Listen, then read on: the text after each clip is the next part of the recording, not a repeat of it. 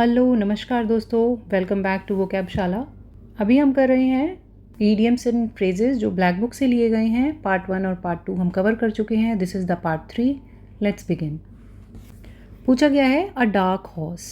अ dark horse होता है कोई ऐसा जिसके जीतने की उम्मीद ना हो लेकिन वो जीत जाए, अप्रत्याशित विजेता। It refers to a person who is little known but unexpectedly emerges as a strong competitor और अचीवर। सेंटेंस देखिए। Nobody expected Ria to win the competition, but she turned out to be a dark horse and secured the first prize. इस तरह से। अगला है a dime a dozen. A dime a dozen. ऐसी कोई चीज़ जो बहुत ही सस्ती है, बेहद सस्ता कुछ है तो उसके लिए यूज़ करते हैं phrase. The idiom a dime a dozen means something that is very common, easily available and not particularly valuable or special. ये दो तीन चीज़ें और भी हैं जिनके लिए यूज़ करते हैं, पर नॉर्मली आपको अगर एग्ज़ाम में पूछा जाता है तो उसका यही कॉन्टेक्स्ट होता है कि जो बहुत चीप होता है, जिसकी ज़्यादा वैल्यू ना हो। देखिए, cheap plastic toys are a dime a dozen in local markets. जो सस्ते प्लास्टिक के टॉयज़ होते हैं वो काफ़ी सस्ते में मिल जाते हैं ना, तो दर्जन भर मिल जाएंगे। ठीक है, इस तरह से। आ जाइए अगले पे। अ स्टोन्स थ्रो अवे। अ स्टोन्स थ्रो अवे, ये डिस्टेंस की बात हो रही है। मतलब थोड़ी ही दूरी पर आपने पत्थर फेंका यहाँ से खड़े होके, और जिस जगह की बात हो रही थी वहीं जाके गिर जाए, तो वो जगह आपके लोकेशन से इतना पास थी कि आपने पत्थर फेंका और वो वहाँ गिरा जाके। The idiom a stone's throw away means a very short distance और something that is very close by, जो बहुत ही पास में हो। एग्जाम्पल देखिए। The cafe is a stone's throw away from my office, so I go there every morning for coffee. Cafe जो है वो मेरे ऑफिस से बहुत पास है। कितना दूर है? अ स्टोन्स थ्रो अवे। तो मैं सुबह वहाँ कॉफ़ी के लिए जाता हूँ। अगला देखिए, back to drawing board. Back to drawing board, नए सिरे से बनाना। मतलब आपने सारा ड्राइंग बना लिया था लेकिन आपको वापस से ड्राइंग बोर्ड की तरफ जाना पड़ा क्योंकि कुछ गलती हो गई होगी। The idiom back to drawing board means to start over और rethink a plan because the previous attempt was unsuccessful. समझ गए? एग्जाम्पल देखिए। Our marketing strategy didn't work as expected, so we have to go back to the drawing board and come up with a new plan. हमारी marketing strategy वैसे नहीं गई जैसे हमने सोचा था, तो हमें फिर से शुरुआत करनी होगी। We have to go back to the drawing board. अगला आ जाइए। Barking up the wrong tree. Barking up the wrong tree मतलब निरर्थक प्रयास करना, कुछ ऐसा करना जिसका कोई फ्रूटफुल रिजल्ट नहीं निकलना है। जैसे ये पत्थर को ऊपर चढ़ा रहे हैं, मुश्किल है चढ़ाना ना, अकेले चढ़ा पाना, तो ये निरर्थक प्रयास कर रहे हैं। It means to pursue a mistaken or misguided course of action, often by blaming the wrong person or focusing on the wrong solution. ज़्यादातर इसका इस्तेमाल कैसे होता है कि दो लोग बात कर रहे हैं ना, तो एक दूसरे को ब्लेम करता है, तब दूसरा पर्सन बोलता है you are barking up the wrong tree, मतलब आप गलत इंसान को ब्लेम कर रहे हैं। एग्जाम्पल देखिए। If you think I took your book, you are barking up the wrong tree, I haven't seen it. है ना, कुछ इसी तरह का सिचुएशन था, ब्लेम वाला। अगला देखिए। B all years. B all years मतलब होता है गौर से सुनना, बहुत ध्यान से, जैसे बच्चे अपनी मैम की बात सुन रहे हैं। आप भी सुना कीजिए मेरी बात। The idiom be all ears means to be eagerly listening and paying full attention. पूरी तरह से ध्यान दे रहे हैं आप, तो आप क्या हैं? B you are being all ears. The student were all ears as the teacher announced the details of upcoming trip. अब आप सोच रहे होंगे बच्चे तो पढ़ाई का कुछ सुन रहे होंगे, नहीं जी, ट्रिप की बात हो रही थी इसलिए सुन रहे थे। अगला आ जाइए। Burn the midnight oil. Burn the midnight oil, पता चल रहा है रात का दिया जला रहे हैं आप, है ना, रात और दिन को एक कर दिया आपने, इतनी मेहनत करी, तब ये ईडियम आप इस्तेमाल करते हैं। It means to work late into the night, usually studying और कंप्लीटिंग अ टास्क, जैसे कि आजकल आप में से बहुत लोग कर रहे होंगे। लेकिन यहाँ पे मैं आपको थोड़ा सा गाइड कर देती हूँ। मैंने 1 अप्रैल पे एक वीडियो निकाला है, अभी 2-3 दिन पहले ही, तो वो वीडियो जो है it is about the time table, strategy and monthly weekly planner, जो आपको आपकी मंजिल यानी कि CGL 2025 तक पहुंचाने में बहुत ज़्यादा मदद करेगा। यहाँ पर अभी नज़र भी आ जाएगा आपको आई बटन पे। तो वहाँ क्लिक करिए या इस वीडियो के बाद देख लीजिएगा। मैं डिस्क्रिप्शन बॉक्स में भी उसका लिंक डाल दूँगी, ज़रूर देखिएगा। वो आपको एक कंप्लीट गाइड देता है 1 अप्रैल से 31 मई तक। मोटा मोटी तौर पे 60 डेज़ का एक प्लान है, जिसके हिसाब से अगर आप पढ़ेंगे ना तो आपकी बहुत अच्छी तैयारी हो जाएगी। टियर 1 और टियर 2 का भी हो जाएगा उसमें काफ़ी कवर। तो आई रिकमेंड आप वो वीडियो देख लीजिए। You will not have to burn the midnight oil then, अगर आप उसको फॉलो करते हैं तो। चलिए वापस आ जाते हैं क्लास पे। Rohini had to burn the midnight oil to finish her project before the deadline. देखिए कैसे रोहिणी लगी पड़ी है ना काम करने के लिए रात में भी। अगला देखिए, बड़ा प्यारा है तो। Chip of the old block, chip of the old block, जैसा बाप वैसा बेटा। मतलब अगर पिता और बेटे में बहुत ज़्यादा रिजेम्पलेंस होता है ना, अगर बच्चा जो है अपने पिता जैसा लगता है तो उसके लिए ये बोलते हैं chip of the old block. The idiom chip of the old block refers to someone who closely resembles their parent in appearance, behaviour और टैलेंट्स। देखिए सेंटेंस देखिए, just like his father Aryan is a great story teller, a true chip of the old block. समझ गए? आगे आ जाइए। Get out of hand, get out of hand बड़ा ही साधारण सा है, हाथ से निकलना। आपके हाथ से निकल गई कोई चीज़, जैसे कि यहाँ आर्ग्यूमेंट हो रहा है और हाथ से निकल चुकी है बात। It means a situation becoming uncontrollable और डिफ़िकल्ट टू मैनेज, अब उसे संभाला नहीं जा सकता। एग्जाम्पल देखिए, the argument between 2 players got out of the hand and the referee had to intervene. Referee को बीच में आना पड़ा, इतना बिगड़ गया था मामला। आ जाइए, पुल समवंस लेग, इसको कौन नहीं जानता, टांग खींचना। किसी की टांग खींचने के लिए क्या बोलते हैं? Pull someone's leg. It means to tease a joke with someone in playful way, मजाक करने की तौर पे किसी की टांग खींचना। I thought Ravi had won the lottery but he was just pulling my leg. समझ गए? अगला ये, take with a grain of salt, a pinch of salt. अगर कोई किसी बात पे ना संदेह कर रहा है तो that person is taking the thing with a grain of salt. मतलब वो देख रहा है कि दाल में कुछ तो काला है भाई, संदेह कर रहे हैं। जैसे कि ये मोहतरमा इनको कुछ पटाने की कोशिश कर रही हैं किसी बात पे, लेकिन वे सोच रही नहीं इसका बिहेवियर इतना अच्छा होता नहीं है। He is taking the thing with a grain of salt. आ जाइए, it means to view something with skepticism और not take it too literally, पूरी तरह से नहीं मान लेनी है बात। अच्छा वर्ड देखिए, स्केप्टिसिज्म। स्केप्टिसिज्म जो वर्ड है ना, ये भी बड़ा प्यारा है। ये होता है डाउट, संदेह। ठीक है, जैसे जो बहुत अच्छे स्टूडेंट होते हैं ना, वो थोड़े हम्बल भी होते हैं। वो पूरा अच्छा सा पेपर लिख के आते हैं और फिर भी वो संदेह करते हैं, थोड़ा सा स्केप्टिकल रहते हैं। उनके अंदर स्केप्टिसिज्म का भाग होता है कि नहीं नहीं हो सकता यार, कट ऑफ ऊपर नीचे जाए तो हो सकता है क्लियर हो ना हो, तो ओवर कॉन्फिडेंट नहीं होते। तो स्केप्टिसिज्म का मतलब आप समझ लीजिए। देखिए, when Raj tells story about his adventure I take them with a grain of salt because he tends to exaggerate. जब भी राज अपने एडवेंचर्स के बारे में कोई स्टोरी बताते हैं तो मैं उन्हें एक संदेह की नज़र से देखती हूँ, क्योंकि मैं जानती हूँ वो थोड़ा सा एग्जैचुरेट करता है। एग्जैचुरेट होता है बढ़ा चढ़ा कर बोलना, बढ़ा चढ़ा कर बोलना, समझे? देखिए अगला पूछा गया है लायंस शेयर। लायंस शेयर सबसे बड़ा और बेहतर हिस्सा। मान लीजिए कोई सेब है और किसी शेर को खाने को मिल गया, क्या वो सेब का छोटा सा टुकड़ा खाएगा या पूरा सेब खा जाएगा? तो लायंस शेयर हुआ कि सबसे बड़ा और बेहतर हिस्सा कोई पहले ही हड़प ले गया है। तो इसका मतलब होता है द लार्जेस्ट और most significant portion of something.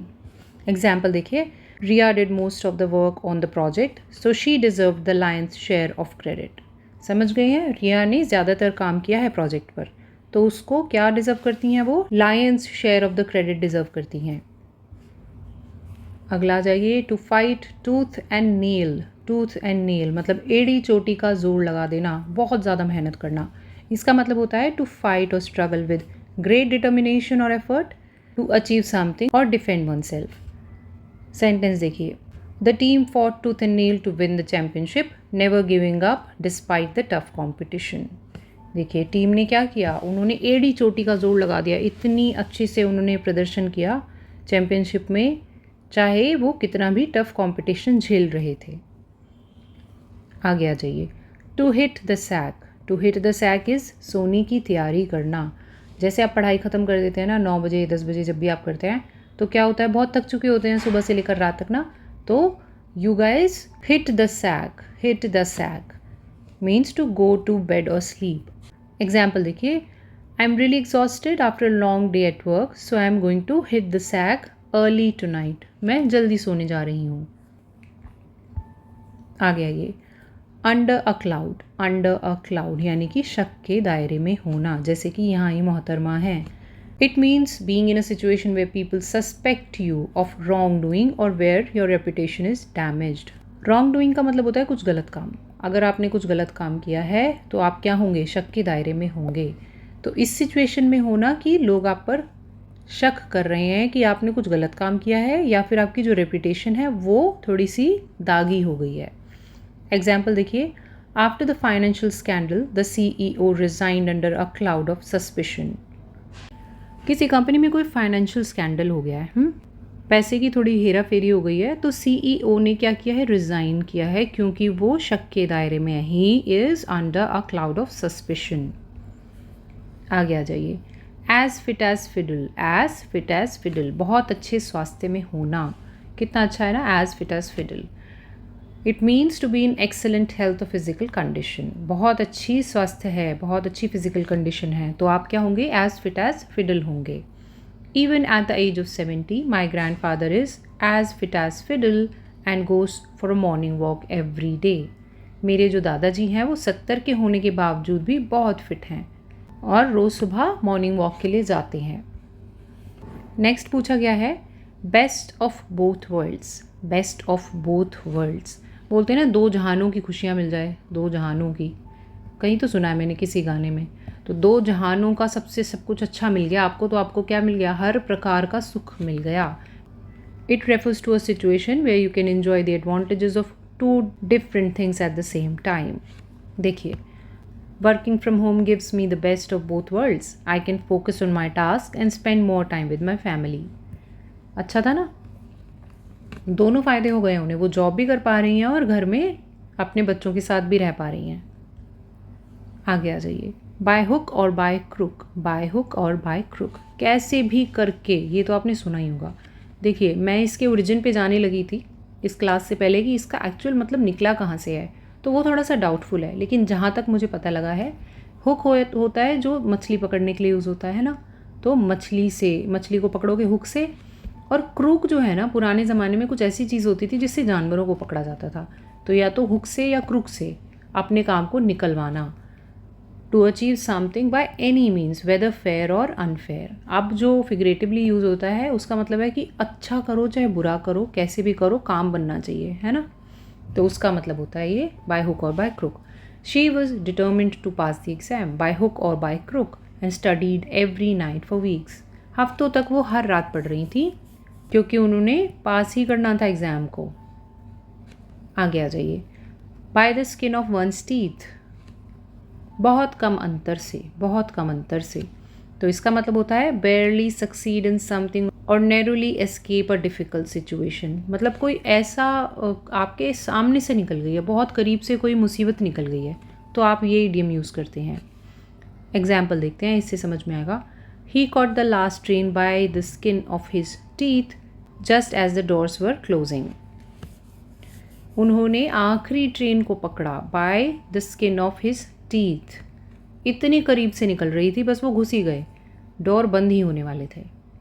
बहुत कम अंतर से. आगे आ जाइए, every cloud has a silver lining. Every cloud has a silver lining. देखिए, जो बादल होते हैं वो इमेजिन करें काले बादल हैं. काले बादल जब होते हैं तो थोड़ा मौसम नेगेटिव महसूस होता है ना, लेकिन कहीं ना कहीं से एक सूर्य की किरण नज़र आती है और वो थोड़ी सिल्वर सी होती है ना, सिल्वर लाइनिंग होती है. तो इसको कैसे इस्तेमाल किया गया है, निराशा में भी आशा की झलक, एक उम्मीद की किरण नज़र आती है ना. It means that even in difficult और bad situation there is something positive और होपफुल. समझ गए. एग्जाम्पल देखिए, although she lost her job every cloud has a silver lining. It gave her the opportunity to pursue her dream career. देखिए, उन्होंने अपनी नौकरी छूट गई उनकी, लेकिन इसमें भी कुछ अच्छा छुपा था, है ना. उनको अपना ड्रीम करियर परस्यू करने की आज़ादी मिल गई. आगे आ जाइए, grease the palm. Grease the palm आप जान ही गए होंगे, रिश्वत देना. This idiom means to bribe someone और give them money in exchange of favour और टू इन्फ्लुएंस देयर एक्शन। कुछ ऐसा करना जिससे उनका एक्शन भी इन्फ्लुएंस हो। देखो दो मतलब निकल गए इनके ना, एक तो रिश्वत देना हो गया और या फिर कुछ उनके एक्शंस को मैनिपुलेट करना। To get the permit quickly they had to grease the palm of the local official. जल्दी से परमिट हासिल करने के लिए उन्होंने क्या किया, रिश्वत दी लोकल ऑफिशियल्स को। अगला देखिए, हैंड इन ग्लव या हैंड एंड ग्लव। बहुत किसी के साथ अगर आपके घनिष्ठ संबंध है ना तो आप ये बोलते हैं हैंड इन ग्लव और हैंड एंड ग्लव। देखिए इसको इंग्लिश में समझिए। It means to be in close association और working very closely with someone, often with a harmonious और म्यूचुअली बेनिफिशियल रिलेशनशिप। ये इंपॉर्टेंट था, म्यूचुअली बेनिफिशियल, एक दूसरे के काम आए तब इस तरह का रिलेशन होता है। देखिए, the marketing team and the design department work hand in glove to create successful advertising campaign. देखिए कोई कंपनी है जिसकी दो टीम है, एक तो मार्केटिंग टीम और एक डिज़ाइन डिपार्टमेंट। उन्हें ऐड बनानी है। मार्केटिंग टीम को सारी ज़रूरतें पता है कि उस ऐड में क्या क्या लिखा होना चाहिए, और जो डिज़ाइन डिपार्टमेंट है वो उस एडवर्टीज़मेंट को बहुत अट्रैक्टिव वे में पेश करेंगे। तो दोनों ने कैसे मिलजुल कर काम किया ना, तो हैंड इन ग्लव काम किया।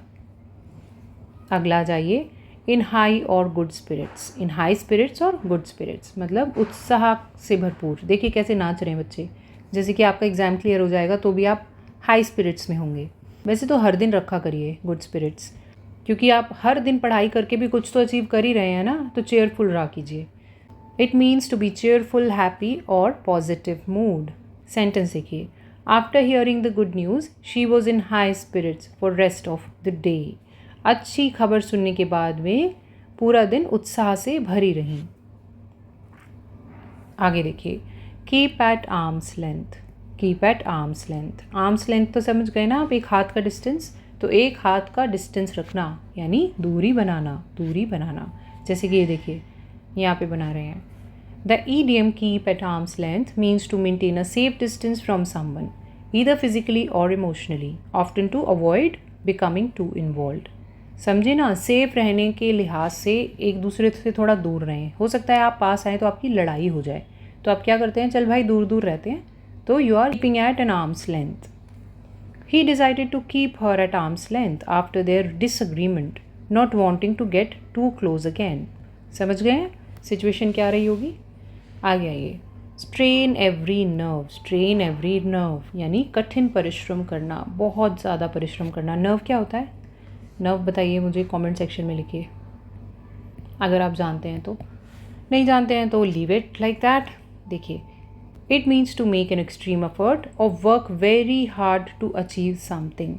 किसी चीज़ को हासिल करने के लिए, अचीव करने के लिए आप बहुत एफर्ट करते हैं, बहुत वर्क हार्ड करते हैं, तो what you are doing, you are straining every nerve. Example समझिए, the team strained every nerve to finish the project on time before the deadline. Team ने क्या किया, हर एक पॉसिबल कोशिश की कि प्रोजेक्ट को डेडलाइन से पहले ख़त्म कर दें। देखिए ये हो गई हमारी वीडियो ख़त्म। कैसी लगी आपको आज की वीडियो, मुझे कमेंट सेक्शन में ज़रूर बताइए। और बच्चा पार्टी मैंने 1 तारीख को एक बहुत अच्छा वीडियो आप लोगों के लिए बड़ी मेहनत के साथ बनाकर डाला था, जो कि अभी आपको एंड स्क्रीन पे भी दिख रहा होगा। तो प्लीज़ जाकर उसे देखिए, उसका फ़ायदा उठाइए। और सबसे अच्छी बात उस वीडियो में ये है कि जो भी मैंने वहाँ पे बताया है ना, उसका PDF उसी के नीचे डिस्क्रिप्शन बॉक्स में है, तो उसको वहाँ से डाउनलोड कर लीजिए और जा कर के अपनी दीवारों पे चिपका दीजिए। यार आपको पता होना चाहिए कितने बज रहे हैं, मैं क्या करने वाला हूँ, मैं क्या कर रही हूँ, तभी सक्सेस हासिल होगी। तो ऑल दी बेस्ट, आगे बढ़िए और वो वीडियो ज़रूर देख लीजिए। चलिए, this is me Varsha Khari signing off for today. Bye bye.